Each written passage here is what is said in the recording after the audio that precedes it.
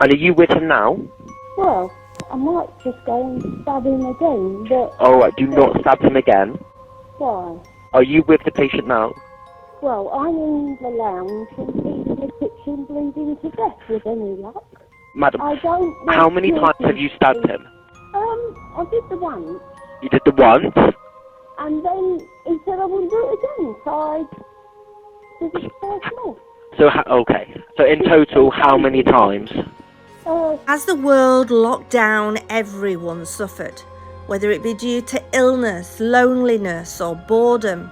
But for couples who already had issues, being stuck together for long periods of time at home, this shone a light on the cracks as they started to rupture, and relationships that were once hanging by a thread snapped. With far more domestic disputes, anger fights and even arrests during this period of time. One relationship that we're about to discuss came to a drastic end. This is the story of Penelope and David. At first glance, the elderly couple seemed like any ordinary, happily retired pair, but the husband and wife duo showed cracks in their relationship early on. The couple shared a home in Somerset in England, which is a very upmarket area known for its golden cider, golden sunsets and beautiful landscapes. Between the two of them, they had managed to say their marriage vows a total of 7 times. Penelope wore her first wedding gown when she was only 18 years of age. Her marriage, which happened in 1973, was, however, short-lived, and Penelope would claim that her first husband was incredibly abusive, which forced her to leave the marriage with her 2 young daughters. She then went to follow an administrative and accounting career in the Royal Air Force, where she met her second husband. Unfortunately, he turned out to be gay, and the couple called it quits not long after they'd tied the knot. Now, despite being disappointed in love twice before, Penelope fell in love with this RAF pilot, only known as Alan, and decided to give matrimony just another chance. Alan had spent much time far away from home, and as a result, and perhaps because her view about love was a bit jaded, Penelope started to have an affair. Alan soon discovered the infidelity and, devastated by the news, took his own life by carbon dioxide poisoning. The man she was having the affair with was David Jackson. Now, David had risen through the ranks through the armed forces, had 3 marriages under his belt when he met Penelope while he was still married to his second wife, and the two continued their adulterous affair until his wife died from cancer. It was not David's first affair, and each of his marriages had ended because of infidelity.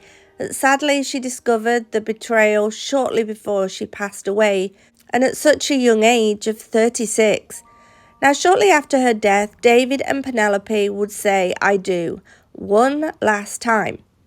From the outside, the couple's 18-year marriage seemed happy, with plenty of world cruises, and with the couple living in France, Germany, and for a while spending summers in Spain. David was the quieter of the two, with Penelope the more social and outgoing, and both were described as being active, and both had been said to have had strong personalities. His children described David as a traditional man who was a very good father and grandfather. David even adopted Isabella, Penelope's daughter, from her previous marriage, but those who knew them well would see the cracks in the relationship, which would start soon after the wedding in 1996. Jane, David's daughter, was very vocal about how she perceived her new stepmother. She described Penelope as a bit of a bitch, always ready to criticise and make snide and demeaning remarks in company. Penelope is described as passive-aggressive and often threw insults on the sly. Now, during a time of experiencing turmoil in her own relationship, Jane had stayed with the couple and was taken aback when Penelope told her that the best outcome for her would for her husband to take his own life. Jane stated that her father did not want to leave because apparently he was too afraid. Penelope had threatened to cut off David's penis. Wow. If he left. This was according to Jane. But at the end of the day, we must realise all opinions and the behaviour of the couple was subjective. And only the two people in the relationship really know what their marital life was like. The first blow the couple's marriage took happened 2 years into the union when David's only son, Gavin, decided to take his own life. Wow, this story has a lot of that in it, and we're only 6 paragraphs in. He'd had an affair when his wife was pregnant, and the guilt had ridden a hole in his soul so big that he could no longer continue living. What caused the most hurt to David was the note that he had left. Gavin says he does not want to be like his father, and that is why he decided to take his life. The letter devastated David, and it would appear as if he'd started to resent Penelope from this point on. All of the stages of grief and anger is the most destructive to get stuck upon. The couple would continue to stay married for the next 16 years despite this tragedy and the underlying conflict that had begun to fester. David was becoming abusive, and Isabella would tell of an incident when she came home from school and found her mother bleeding from her nose after David had slammed her face into a wall.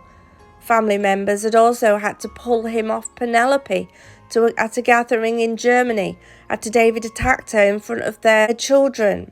He had also held a knife to her neck and threatened to kill her. David did take responsibility for his behaviour, and he did seek therapy. Isabella would later claim that it was not unusual for the couple to constantly bicker, but no one would foresee what would happen and how this tale would end. The incident that preceded the main event happened 2 days before Christmas, on the 23rd of December 2020, when Penelope and David began arguing and David threatened her with a poker. He also managed to break one of the windows in the house. The argument erupted as a result of the age-old question, who is in charge of the remote control for the television? Now, fearing for her safety, Penelope locked herself in the conservatory and called the local police station for assistance. No charges were made, but the couple was separated and David opted to leave the house. He did, however, shortly afterwards return after Penelope called him and asked him to come back. On the 13th of February 2021, which was Penelope's birthday, the couple would much rather have spent the day with their daughter Isabella and her husband, but due to the lockdown restrictions, the young couple was stranded in Germany. They decided to celebrate Penelope's birthday by sending the couple gourmet food and champagne, and like many other families across the world, shared the happy occasion via Zoom call. The first sign of trouble came when the iPod they were using ran out of battery power and that could not find the charger. Isabella just rolled her eyes because the couple had become notorious for their constant bickering. Dinner did, however, continue and was reported to have lasted for about 4 hours. For starters, the couple enjoyed lobster, and for main course, Penelope prepared a couple of prime steaks. She then decided to pair the dish with something called bubble and squeak, which is essentially potato, cabbage, compressed, deep fried, and once again tempers started to flare because David thought the side dish, which is often more as a working class side, was an insult to the fantastic food they were sharing. Isabella said that at the point the screen went blank, she assumed that the battery had finally run out on the iPod they were talking to her on. But Isabella, after receiving a strange message from her mother later in the evening, called her mother to check on her to see if she was okay. The message in short said, "If everything goes tits up tonight, just remember, I love you." Penelope was known to love her white wine, reassured her daughter that everything was fine, and despite her assurance, she decided to take a knife from the kitchen and decided to put it under her pillow. Now, whether she wanted to take her own life or use it as protection is unclear, but David discovered the knife under the pillow, and Penelope claimed that he'd started to taunt and belittle her. The argument moved to the spare room, where it seemed David had chosen to spend the rest of the evening.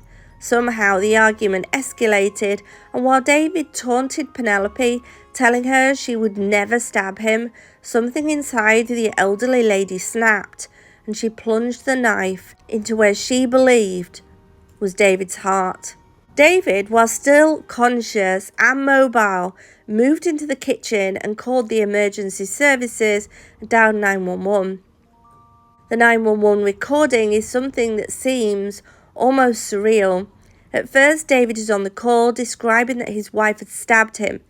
Penelope then takes over the call, takes the phone out of David's hand, and says that they were arguing, with David telling her she would never stab him again, which she promptly did in his stomach 2 more times. On the call, David can be heard in agony on the kitchen floor as he is bleeding to death. Penelope's demeanour and reaction on the call and during her arrest is so bizarre and shocking that it almost seems unreal. She tells the operator that she thinks she stabbed him in his heart, although she does not think he has one. She also threatens to stab him again, to which the operator politely asks her not to. He tries to instruct her to do CPR, but she firmly refuses to get a towel or apply any pressure to the wounds or even try closing the holes and gaps she's created in her husband's body. During the call and on the body cam footage, Penelope is clearly a little intoxicated, but according to her, she is compos mentis and clear of mind. Now, when the emergency services finally arrive 18 minutes later, she tells them that David was a bully, he was an abusive husband, and that he deserved to die. She complains that her husband is violent and controlling, and that he'd managed to ruin her special celebratory meal. The elderly woman, still clad in her pajamas, is placed in the back of a police vehicle and at this stage is charged with attempted murder. She is more concerned with retrieving her coat than the life of her husband, the man she'd shared 18 years with. And when she is finally told that David has passed away, she exclaims, "Oh God." Inside the house, police found a note.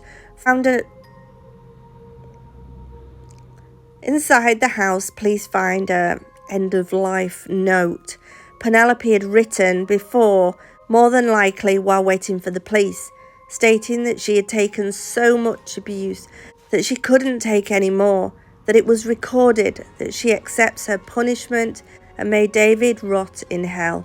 In the body cam, you can hear her say in a slightly slurred speech that she accepts whatever awaits her and that prison will be better than the hell her life had been to that point. But what would also not count in her favour during court proceedings is when they heard that she'd tried to stop the EMTs from administering first aid, stating that she now regrets not having stabbed him a couple more times. Her complete lack of remorse and strange behaviour did not help her case in Bristol Crown Court on the 29th of April 2021. The jury decided, after deliberating for 11 hours with a vote of 10-2, to find her guilty of murder, and she was given an 18-year sentence, which means she will be 84 before she will be eligible for any type of parole. I just don't understand why people just don't get divorced. If life was hell to her and she hated being with him, then why not just divorce him? I don't understand why people have to go to these extremes of even considering taking a knife into the bedroom, thinking about doing this to each other. when they could easily just walk away.